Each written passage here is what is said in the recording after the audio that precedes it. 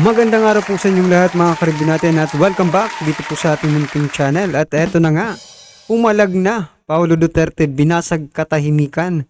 Kongreso nabulabog, namutla sa takot, binulgar lahat yan mga karibin natin. Ang ating alamin mula po rito sa channel ni News PH. Yan, nasa description po ang full video link ng balitang ito.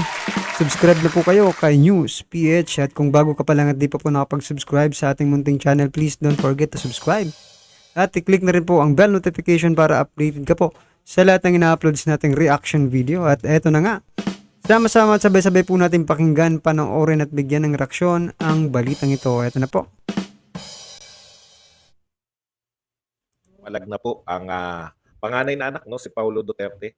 Pumalag na po ang panganay na anak ng ating Pangulo, Pangulong Duterte. Dating Pangulo pala, I mean. Dahil po sa ginagawa sa kanilang mga taga Davao, no? O particular sa pamilyang Duterte, yung tuloy-tuloy po, walang humpay na panggigipit ang ginagawa po nitong mga congressman. Congressman na naman. Okay, sa pamumuno ng alam niyo na kung sino. Okay? Inilantad po ni Paulo Duterte ito pong People's Initiative na sinisimulan na po ng mga nitong Migs Nograles sa kanilang sa Davao mismo. Tsaka marami pa po siya yung pagbabawas po ng budget, no. Ayan, bakit po siya hindi kumikibo noon? Maganda po yung paliwanag. So yan mga karibin natin, no, yan po, dyan po sa pagbabawas ng budget. Nako. Alams na, di ba? Kasi sinasabi nga dati, no, na pag hindi ka sumang-ayon sa kagustuhan ng speaker, ha?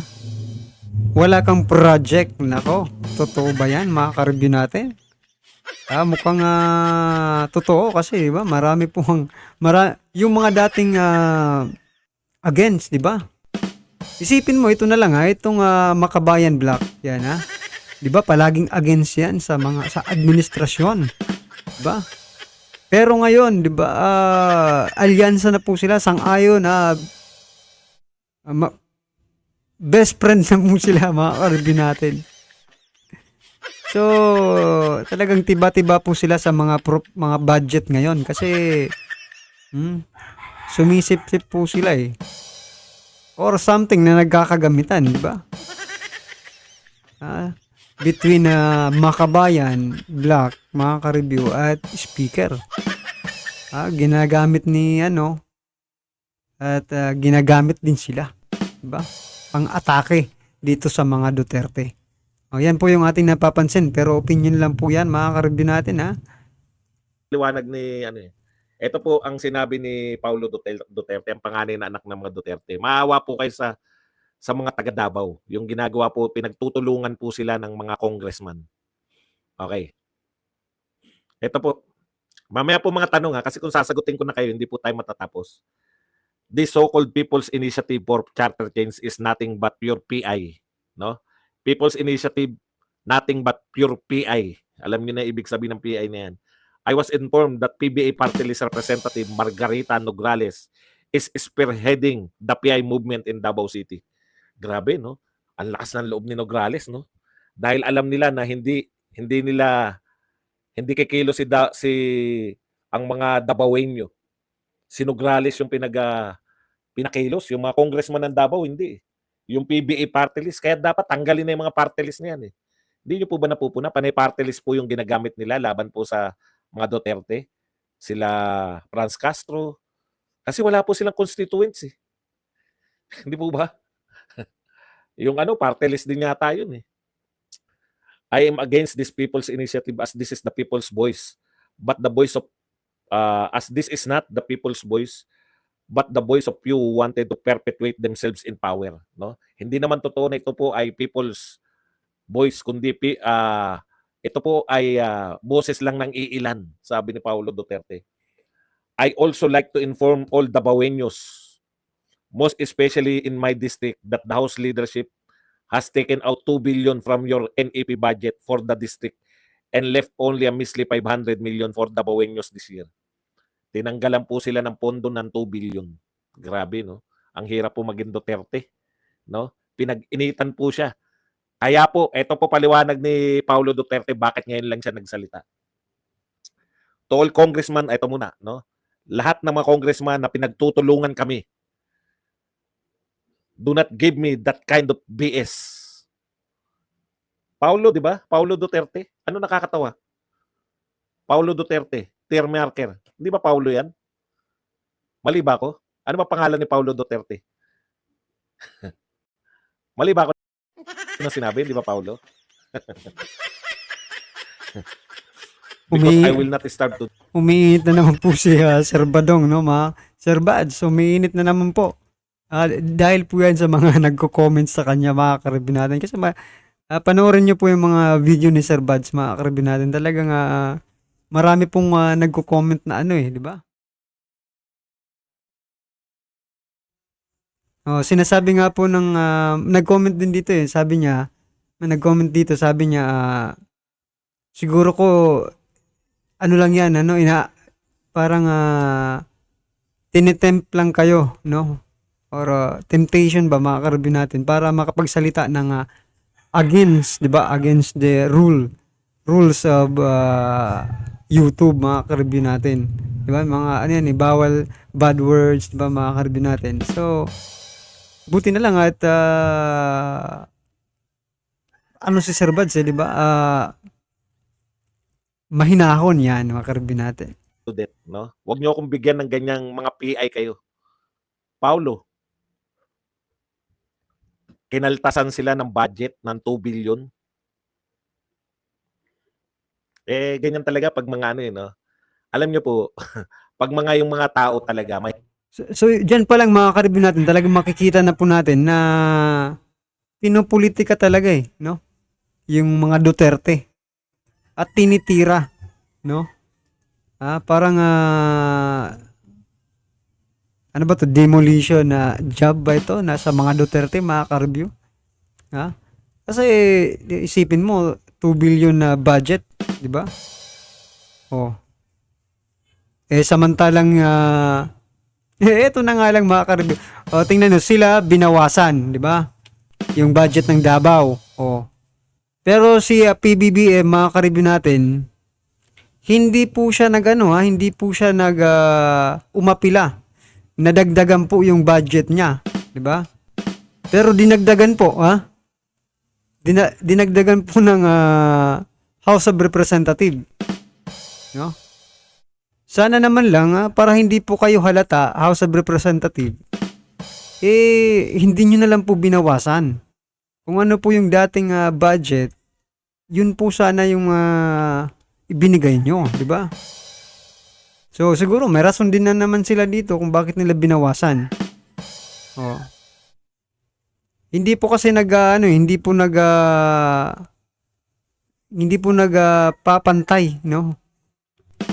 Hindi po fair yung inyong mga pagtrato, di ba? Dahil ba sa pinsan mo si PBBM, kaya ay nako, kaya tinaasan mo or dinagdagan mo yung budget niya? At dito naman, dahil ba sa kapatid siya ni BP Sara at anak ni dating Pangulong Duterte, si Congressman Paulo Duterte, mga karibin natin, ay binawasan ang budget. Nako naman talaga. Ano po ang iyong opinion dyan, mga ka-review? Mahina ko kote. Kahit ba mali ako ng pagkakasabi, kukorek nyo lang. Pero pagtatawanan nyo kagad, Paulo, o di sino na pahiya? Si Pulong po, Paulo po ang pangalan nun. Pulong po, ano lang yun, ano tawag doon, palayaw. Natawa pa siya. Siya pa natawa Okay. I will not starve to death. Sabi niya, hindi ako mamamatay sa gutom pag tinanggalan nyo kami ng pondo. If you take my budget away, ang kawawa, yung mga Dabawenyos na bumoto kay PBBM. Masakit po itong sinabi, no? Ang kinakawawa ninyo sa pagtatanggal nyo ng pondo, yung mga Dabawenyos na bumoto kay Pangulong Marcos. Pinamukha sa inyo na yung buong Davao bumoto dyan kay Pangulong Marcos. Di ba? Okay, eto po. I also heard from reliable source that even the Senate... Malamang sa malamang, mga ka-review natin, yung mga Dabawenyos ay talagang si PBBM po yung binoto, di ba? Kasi presidente po siya ni Vice President Sara Duterte. Alangan namang iba po yung iboto nila, di ba? Eh kung nasaan po ang Duterte, malamang dun po buboto ang mga Dabawenyo, di ba? So yan, kung tinanggalan po nila ng budget, so wala. O tama po, di ba? Parang trinahidor mo na rin po yung bumoto sa iyo eh, di ba? Yung nagpapanalo sa iyo. Oo. Taong bayan po ang nagpapanalo sa inyo at isa na po diyan ang mga Dabawenyo. Ha? Nako po. Senators are explicitly requested to refrain from putting projects in my district. Pati po mga senador, ayaw po nila na magkaroon ng mga budget diyan po sa distrito ni Paulo Duterte. May tatawa na naman diyan, yung mga mabababaw. Hindi ako luluhod sa inyo para mabigyan ng proyekto, lalo na at may 30% pang kinukuha ang isang peking Panginoon. 30%, grabe. Sino kaya tong peking Panginoon na kumukuha ng 30% sa kada proyekto? Ayan, na-expose na po kayo. Peking Panginoon. Hindi ko po kilala kung sino yung peking Panginoon na nanghihingi ng 30%. Grabe, kaya pala ang mga... Kaya siguro may pambigay dyan sa mga 100. 30% pala. Kada may proyekto, 30% agad sa peking Panginoon. May ideya na kayo kung sino tong peking Panginoon na to. So isipin nyo mga karibin natin na 30% po ang mawawala sa kabuuan ng budget mo. Diba? Sa project, diba? Sa bawat budget ng project. So mga karibin natin kaya naman pala diba? Kaya naman pala hindi pulido yung mga, diba? Isipin nyo sa Pilipinas lang yung mga kalsada, mga karibin natin, no? Sa Pilipinas lang po halos taon-taon, pinapalitan po yung mga kalsada, diba? Oh, yung mga tulay, nako. Kasi kaya pala, isipin mo 30% agad yung mababawas sa iyo eh. Ngayon kung mayroon pang bawasan, 20% pa. Nako. Hindi yan opinion lang po yan, mga karibin natin. Pero yung 30%,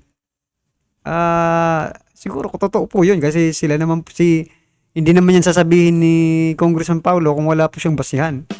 Yung sinasabi kong 20%, mga karibin natin, baka dito pa sa mga, di ba? Meron pa yan mga bawas-bawas dito. Ay, nako, baka yung napupunta talaga sa... Kayo nga, kayo? Hulaan nyo nga po kung ilang porsyento na lang ang napupunta talaga sa totoong project. Nako, kayo na lang po. Ano po ang inyong opinion? Again, ang kawawa ay ang mga mahal kong Dabawenyo. I have kept my silence. Ito po, bakit po siya nanahimik? I have kept my silence all through these months since I do not want my constituents to suffer from the dirty politics in the House of Representatives. Kaya pala hindi siya kumikibo. Ayaw niyang madamay yung constituents. Matanggalan sila ng pondo. Pero ganun pa man, dahil siya ay Duterte, tinanggalan pa rin ng pondo ng House of Representatives, ng mga BS, ng mga congressman na sunod-sunuran sa peking Panginoon. To all Dabaweños, do not sell your soul for mere 100 or 10,000 in exchange for your signature. If you want to follow the minions of the person dreaming to be great in Congress to perdition, that is your choice. Alam nyo, no? Talaga grabe, no? Kayang gawin niya ng mga congressman. Asan na yung pagtatanggol ninyo sa isang congressman na pinagsalitaan ni Tatay Digong na nasaktan kayo lahat? Ito, congressman din to. Pero dahil siya ay Duterte, tinanggalan ninyo yung kanyang distrito. Grabe.